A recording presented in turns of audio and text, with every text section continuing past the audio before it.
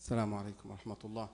إن شاء الله خطيبنا أخونا الصافت قاعد بوقف في السيارة إن شاء الله دقيقة دقيقتين، فجزاكم الله خير. So wait أو be patient with us زي ما بقولوها 2 minutes إن شاء الله.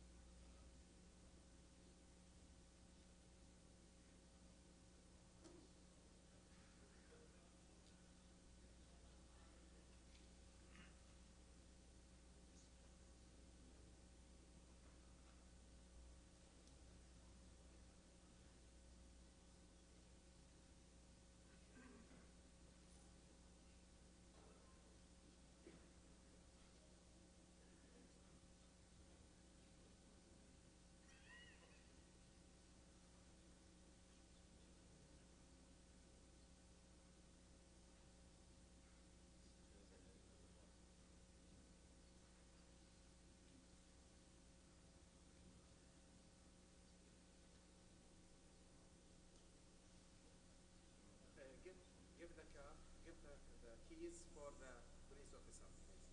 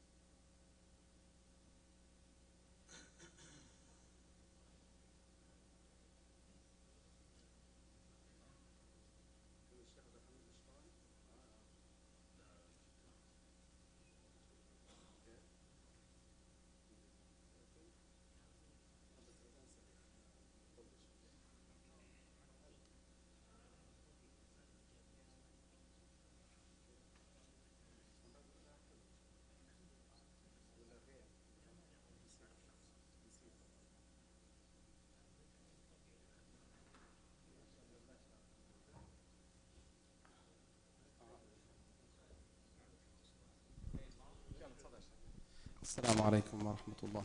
نرحب بأخينا الأستاذ صافت في خطبة اليوم، وأهلا وسهلا فيك. ويعني فعلا من الإخوة النشيطين جدا. Very active brother in many ways. It is an honor to have him with us today. جزاكم الله خير.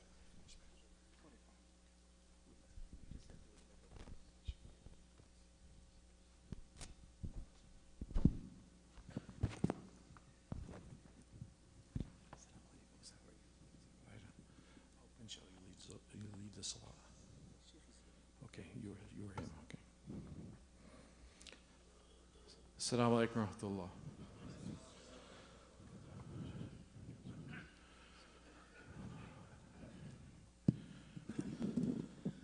الله أكبر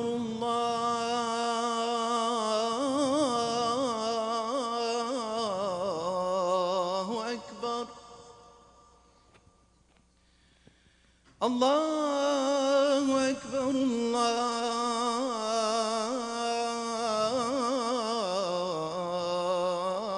الله أكبر. أشهد أن لا إله إلا الله.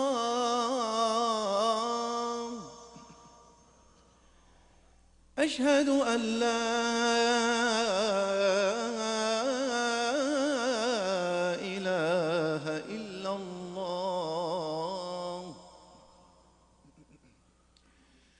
أشهد أن محمدًا رسول الله.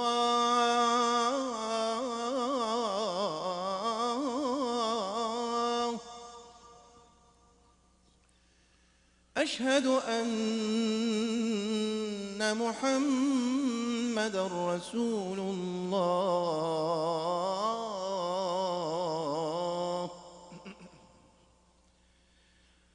حي على الصلاة.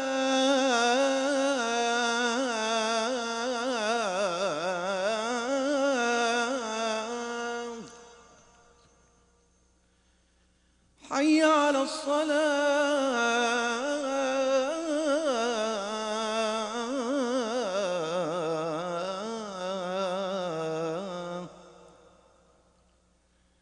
حي على الفلاح.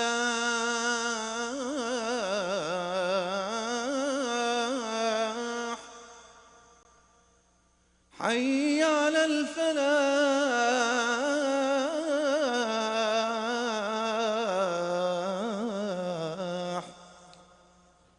الله أكبر الله أكبر لا إله إلا الله.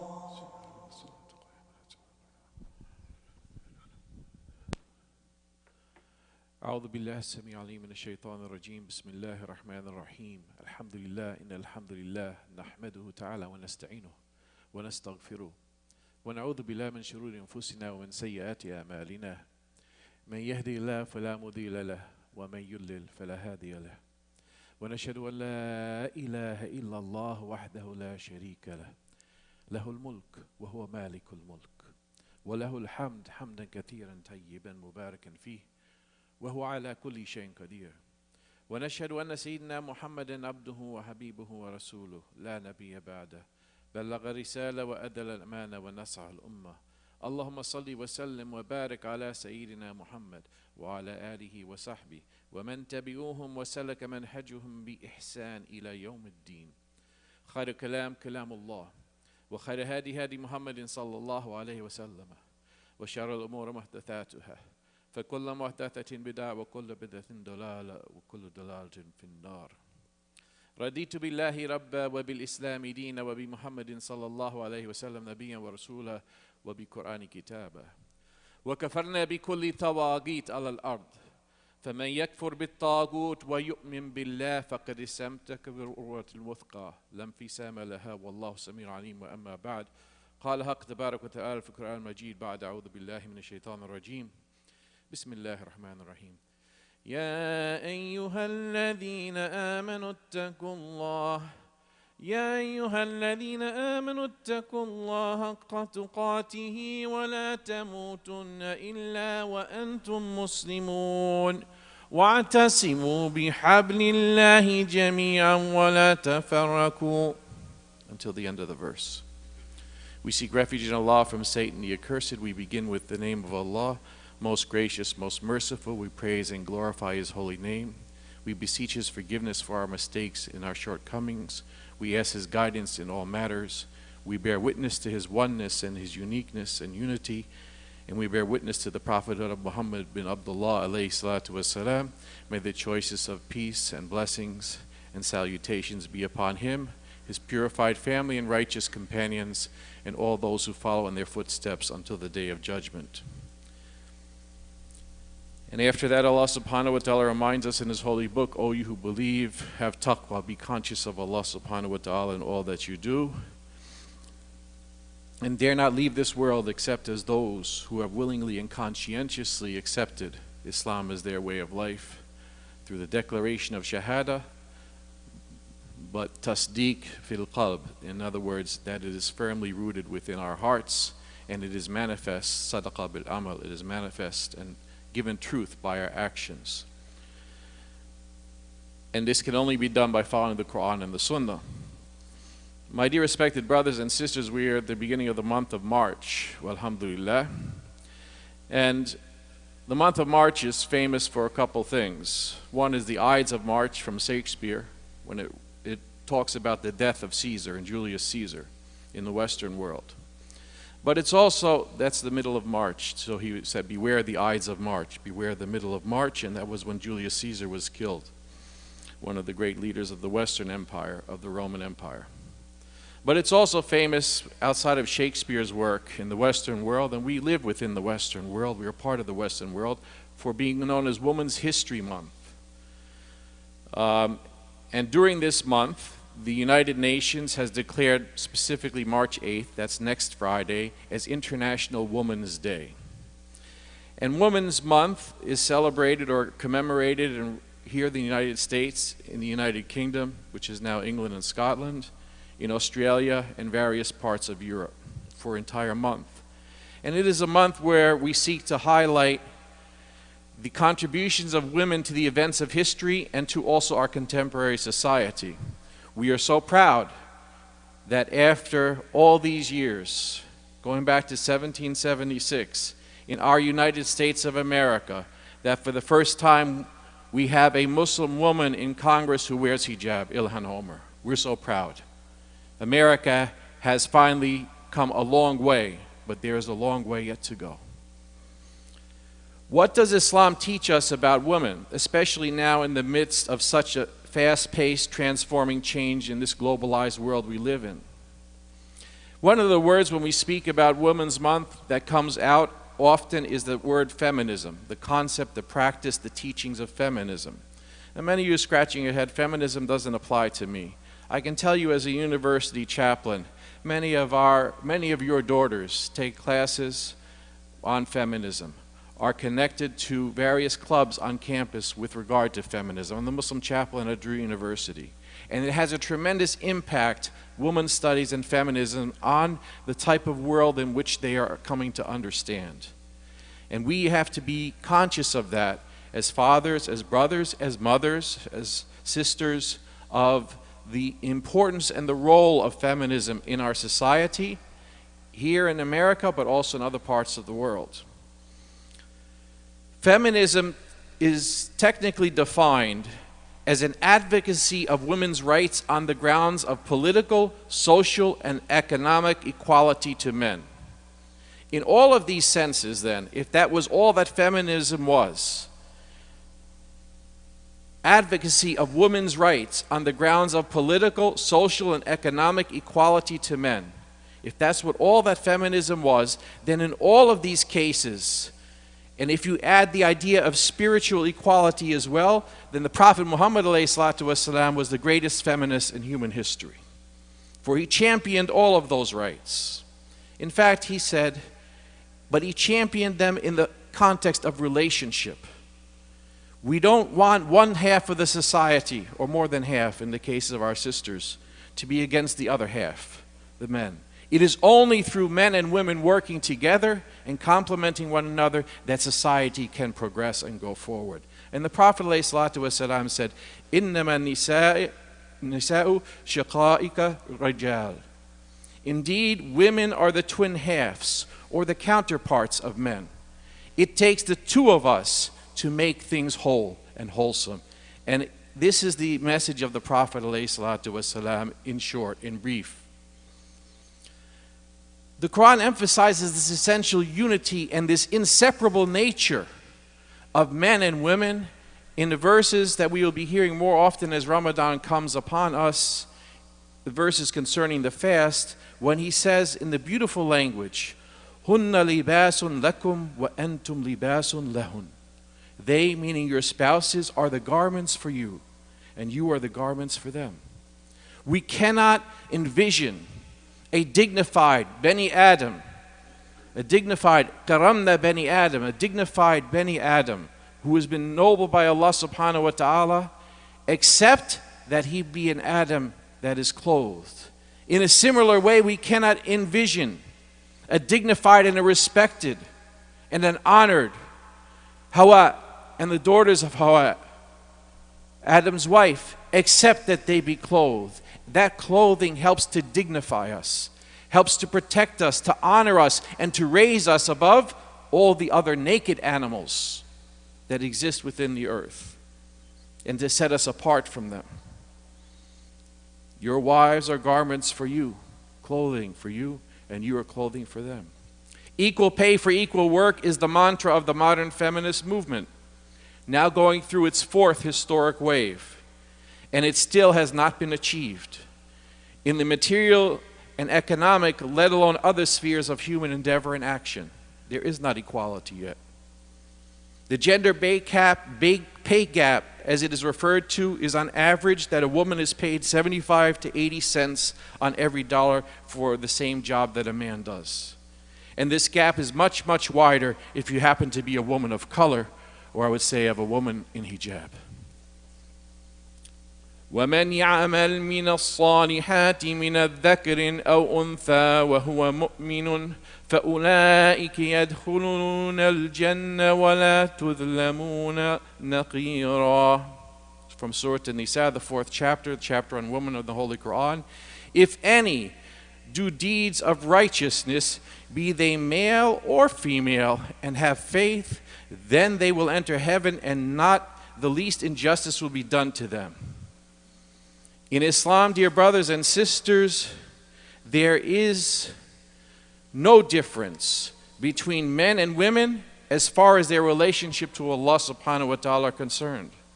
Both are promised the same reward of Jannah for good conduct and the same punishment for evil conduct. The Quran says in the context of marriage with regard to mutual rights, and also in the context of divorce, and this is in Surah Al-Baqarah, وَلَهُنَّ مِثْلَ الَّذِي عَلَيْهِنَّ بِالْمَعْرُوفِ, or عَلَيْهِنَّ, in that part of the verse. And for women are rights over men similar to the men over women. Each one has their rights. Still, the issue of women in Islam is highly controversial. Any materials on this subject, whether in print or online, should be used with caution because of lack of objectivity. Just because it's online doesn't make it so. Sheikh Google gets it wrong many times, often in the first 10 hits when you Google any type of information with regard to a matter. And while it is generally agreed that the rights granted to women in the Quran and by the Prophet Muhammad ﷺ were a vast improvement in comparison to the situation of women in Arabia of the 600s, prior to the advent of Islam, a period that we refer to as the period of Jahiliyyah, of which the most egregious manifestation of abuse and misuse and wrongdoing towards women was in the common practice of burying alive their newborn daughters. Incidentally, this is still being practiced through the use of sonograms in many parts of the world today, including in India.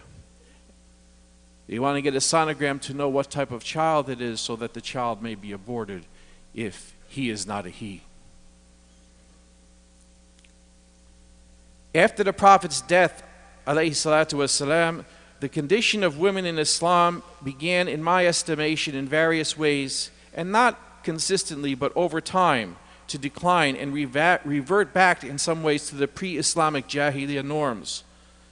This was often aided by, and this is a fancy term in academics, but it is a term that your daughters and sons are familiar with as they attend college, into misogynistic tendencies of men and the general lack of sound religious education of women as well. Misogyny means putting a woman down because she is a woman, nothing more. And it is wrong. Islam, dear brothers and sisters, is something that is not developed and grown and nurtured in a vacuum. It grows within human societies.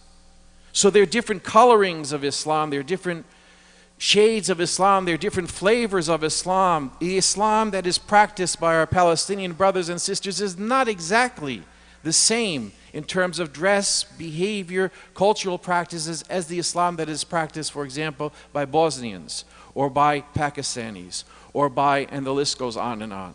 We have different modifications in our dress, in our behavior, in our social interactions with one another.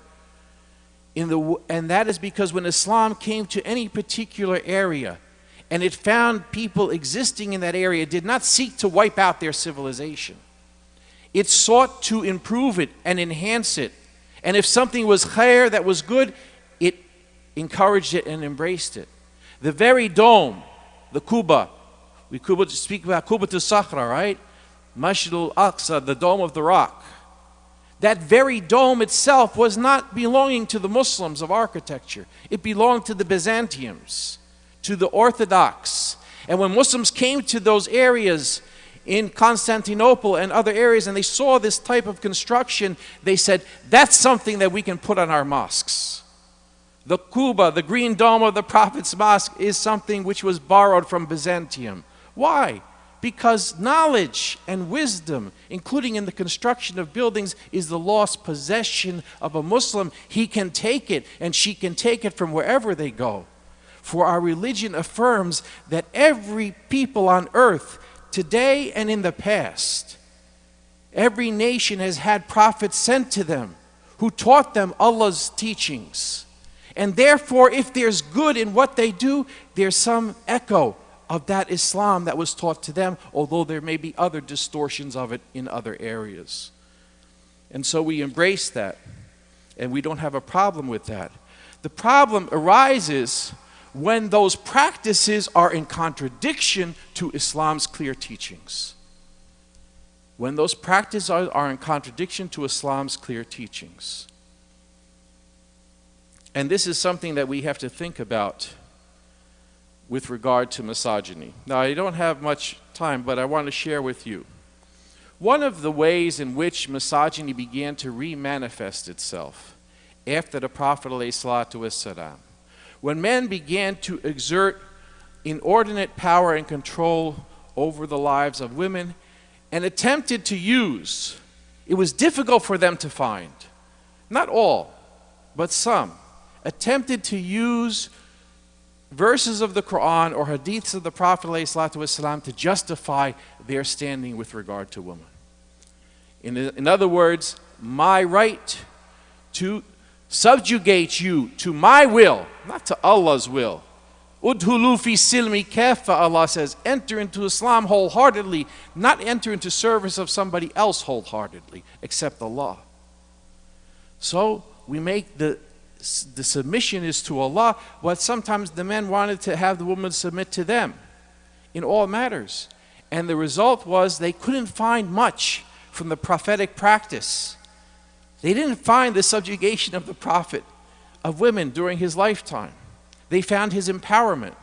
So they began to try to find some hadiths and Quranic ayahs to justify ways in which they could assert, I am better than you. Where does that have echoes from? It has echoes from shaitan. I'm better than you. I was created from fire, you were created from mud, as he says to Adam. That idea that I am better than you because I'm a man and you are a woman, you have something that is of less quality, of less essence than I do. And one of the hadith which has been utilized, and we don't have time to go into the details of it, but I'll just mention it in passing. It is well known in our community that the woman is defective in her aql and her deen. It's actually part of a longer hadith, and Shaykh Atalari, I'm sure, has discussed this with your community on numerous occasions. It is a saying that took place actually, or was made when the Prophet was making Hajjatul Wada, when he was making his last Hajj. And the longer hadith, the longer context of the hadith is as follows. After giving a sermon and encouraging the people to give sadaqah, to give charity, he found that there was some resistance and that message was not seeming to get through to the women. He was also aware that he was in the process of outfitting his Sahaba to go on an excursion, a military expedition. And it was in this time of challenge that the Prophet ﷺ, after speaking to the community at large, goes specifically to the women, because he began to hear some noise from that area. And he said the following, O women folk, and he brought Bilal with him. O women folk, you should give charity and be diligent in seeking Allah's forgiveness. Now he's thinking about the fact that in the next day or two they're going to be departing, their husbands and their sons and their fathers are going to be departing for them for a military expedition, and they may not see each other again. This is the mindset. He wants them to have a solid last few days together because Allah knows if they will be able to return alive from that situation. And what does he say to them? He says, give charity and be diligent in seeking Allah's forgiveness, because I have seen when I made the Isra wal Miraj, the dwellers of hell are more numerous among women than men. A woman amongst them said, not afraid to speak up to the Prophet ﷺ. They said she was amongst the Ansar. She stood up and she said, hey, I'm not going to let you get away with that in our modern parlance. He's the Prophet of Allah. She said, why is it that the majority of people you saw in the hellfire, were women? The Prophet replied, you curse frequently and are ungrateful to your husbands. In spite of your lacking wisdom and failing in religion, you are depriving the wisest of their intelligence. Upon this, the woman asked, what is this deficiency in our wisdom, in our aql, and our deen? The Prophet continued, that deficiency can be well judged from the fact that evidence of 2 women is equal to that of 1 man, and your salah for some days you do not pray because you have that monthly course, and as a result of that you also miss part of the fast of Ramadan. Now, that's the hadith.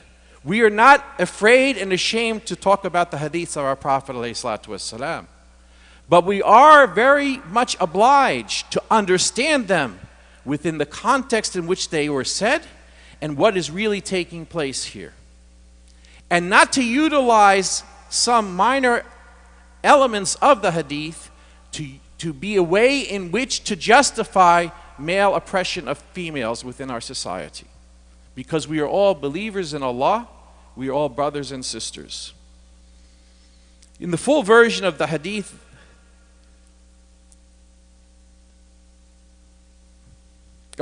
however, the real import of the hadith, as I mentioned, was spoken to the Hajjatul Wada, and its actual context was that the Prophet had challenged women that were present to realize that unless they helped to raise the money with their gold and their jewelry, they would miss the reward of the men who were going out on the expedition.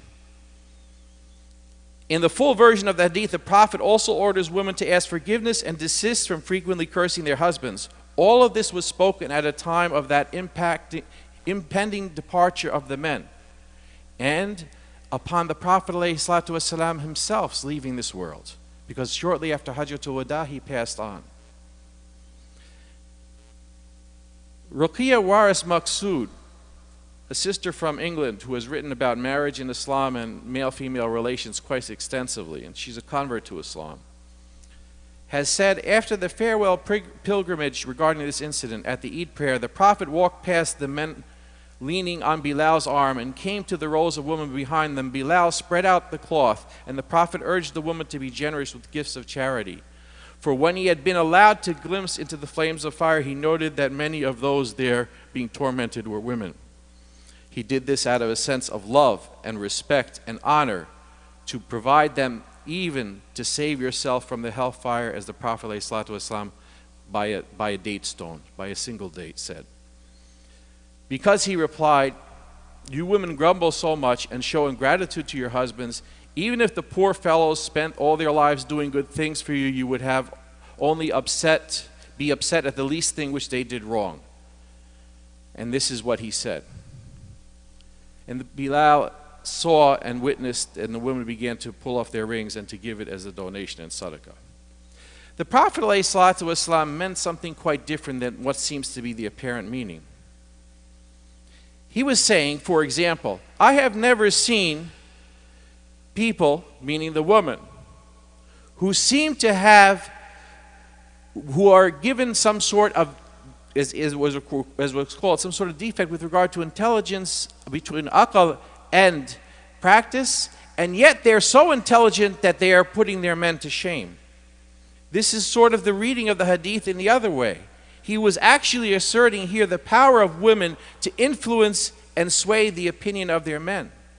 they were able to change their views and opinion based upon their strong assertion of their rights. Now, what about this deficiency as it has to do with matters of testimony?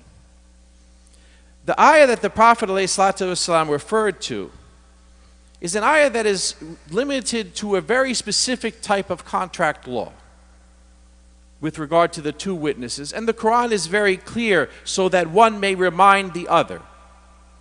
But in all other areas, and even in that area if the woman is a skilled business person, according to many of our scholars, a woman's testimony as a singular woman is sufficient. 1/3 of the hadith, according to many of our scholars, which we discuss, are narrated on the single authority of Umm-ul-Mu'mineen Aisha radiallahu anha, a single woman. It is enough that she said something, that the Prophet said, that we follow it. But she not only said, she also interpreted. And her interpretations were taken as authoritative by all those who studied with her. In fact, dear brothers and sisters, we find, and I'm going to skip here quickly because of the time issue, that Qadi Iyad and others mention that the Prophet ﷺ was pleasantly surprised by the challenging of the woman of what he had said, and more surprised and happy by their giving sadaqah in the way of Allah subhanahu wa ta'ala. With regard to this idea of deficiency, this has to do with the very fact, as the Prophet ﷺ stated, that a woman, because of her monthly period, that she does not have to fast or pray at certain times. But many of the scholars do not even use the term exempt.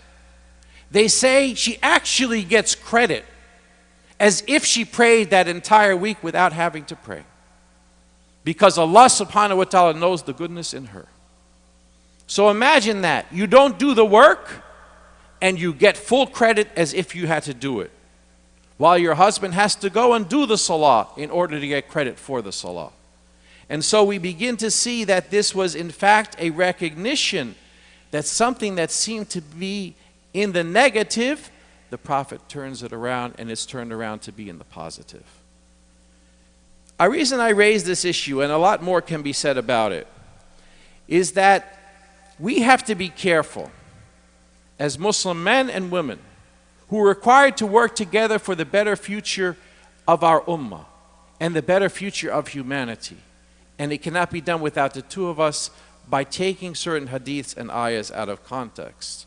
We have to remember that each of us, كُلُّكُمْ رَائِي فَمَسْأَلُ عَنْ رَائِيَتِهِ. Each one of you are guardians and shepherds responsible for those under your care, and you will be held accountable for that responsibility. Let us gain the knowledge that we need in the faith of Islam and in its practice, in order that we may do right by one another. Let us not allow ourselves to be confused by some who may take hadiths or ayahs out of context and seek by those to oppress one member of our believing community over another.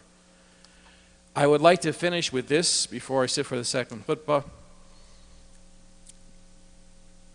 And that is a very interesting survey, and this is why knowledge is a critical component of all of this. Let us study the stories and the examples of the women of our faith and the women of other faiths in the past who provide examples of courage, dignity, and respect, and share them with ourselves and our others and learn from them on how to respect and learn to work with one another. In 2008, a survey was done on Arabic television. 39% of women agreed with the following statement. Muslim women in the Muslim world, in the Arabic-speaking world, that men were justified, husbands were justified in beating their wives under certain circumstances, including if she burns his food. This survey was not done in America, this survey was done in the Middle East. And the one who was saying, yes, you're justified in doing that, was a woman. Not a woman, 39%. It indicates there is not an understanding of the religion, because if you have an understanding of the religion, and I'm sorry to put you on the spot, brothers, Sheikh Atalani can verify this, or correct me if I'm wrong.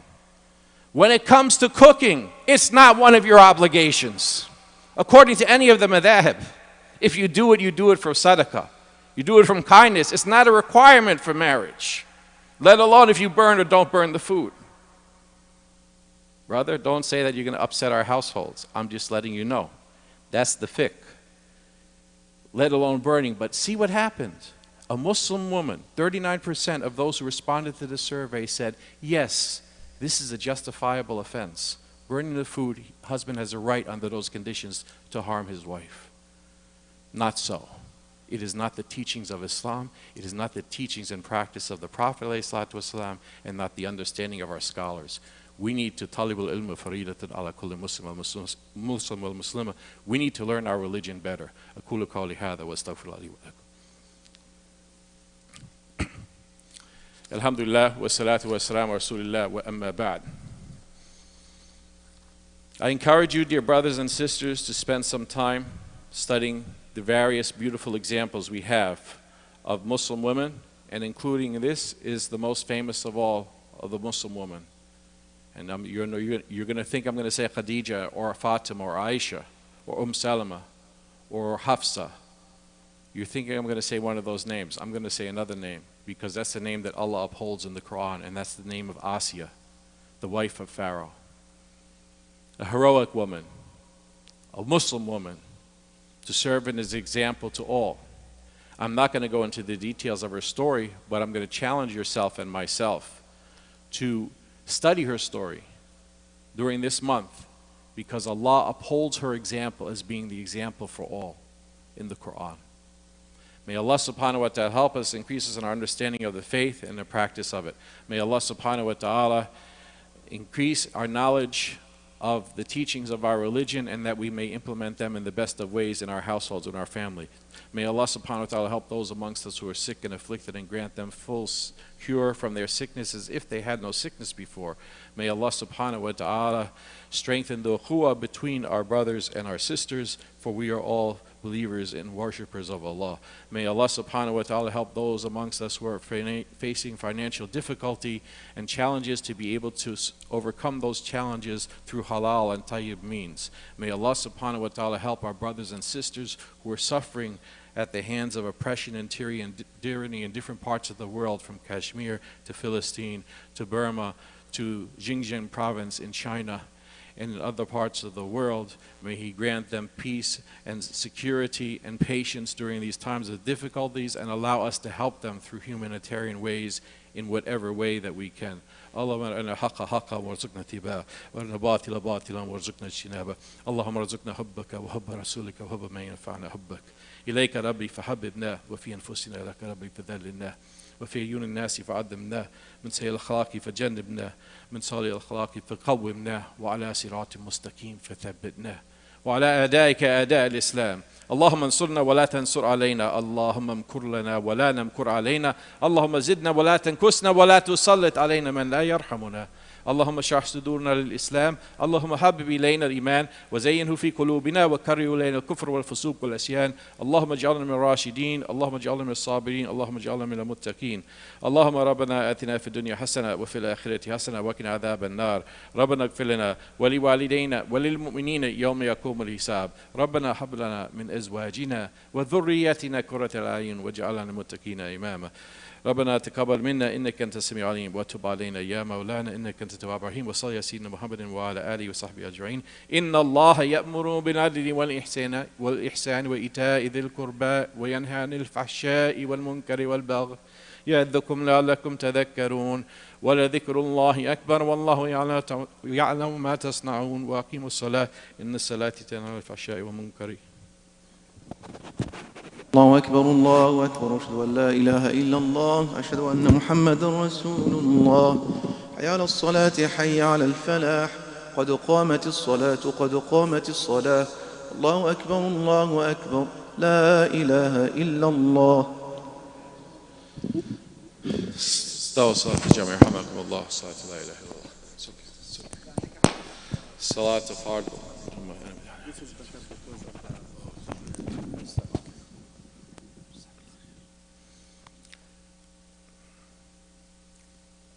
استوى صلاة الجمع يرحمكم الله. صلاة لا إله إلا الله. صلاة فرض الجمعة. الله أكبر.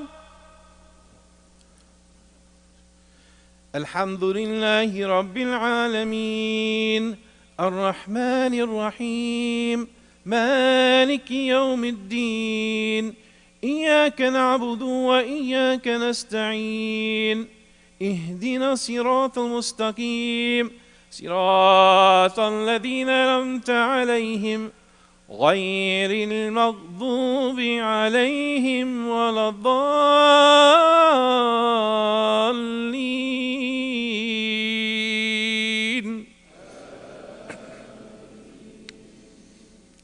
والعصر إن الإنسان لفي خسر إلا الذين آمنوا وعملوا الصالحات وتواصوا بالحق وتواصوا بالصبر. الله أكبر.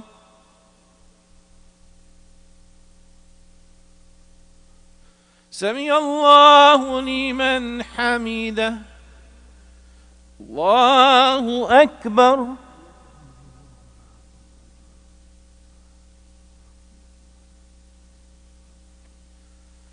الله أكبر. الله أكبر.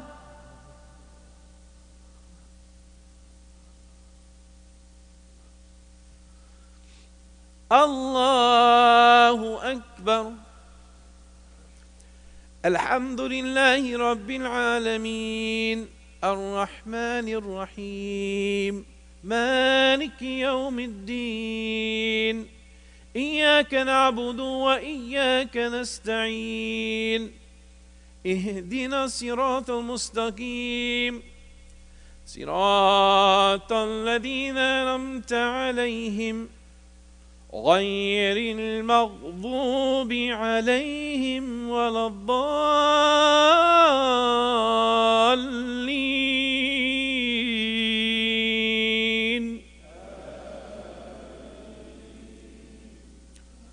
قل هو الله أحد الله الصمد لم يلد ولم يولد ولم يكن له كفوا أحد.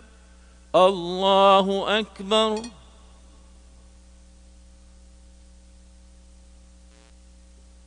سمع الله لمن حمده. الله أكبر.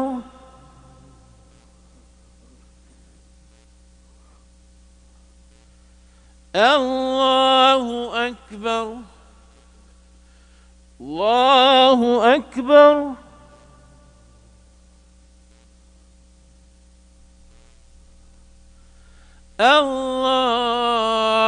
الله أكبر.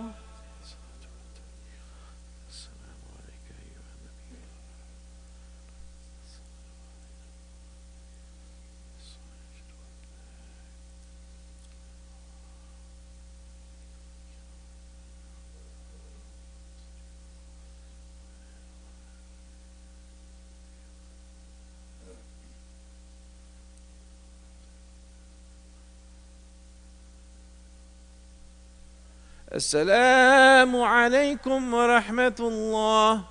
السلام عليكم ورحمة الله. الله أكبر. استغفر الله استغفر الله استغفر الله. اللهم أنت السلام ومنك السلام.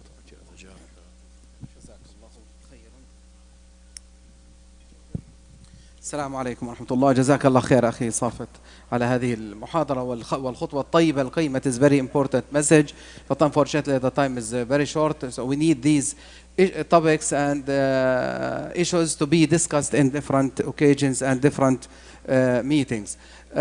Please don't go without donating some of your money inshallah for the masjid. Especially we need fundraising for Masjid Clifton. We need now الدفعة السنوية we have to pay it very soon. So please pay as much as you can. إن شاء الله صدقة جارية في مسجد كليفتون إن شاء الله. وأسأل الله أن يتقبل منكم جميع الإخوة قبل ما تغادر إلى آخره. And please try to drive safely and to go يعني out of the parking lot quickly. So please don't stand up outside because we have brothers and sisters will come and they need the parking. الأوقات الصلاة, please go to the website or to the app. You will find the other information and the change of the time for صلاة الفجر will be إن شاء الله 5:35, صلاة الظهر 12:20 والعصر 3:40 والمغرب 6 والعشاء 8, and the change will start Sunday, every Sunday, not Saturday. We have a peace organization. They invite you for their fundraising dinner next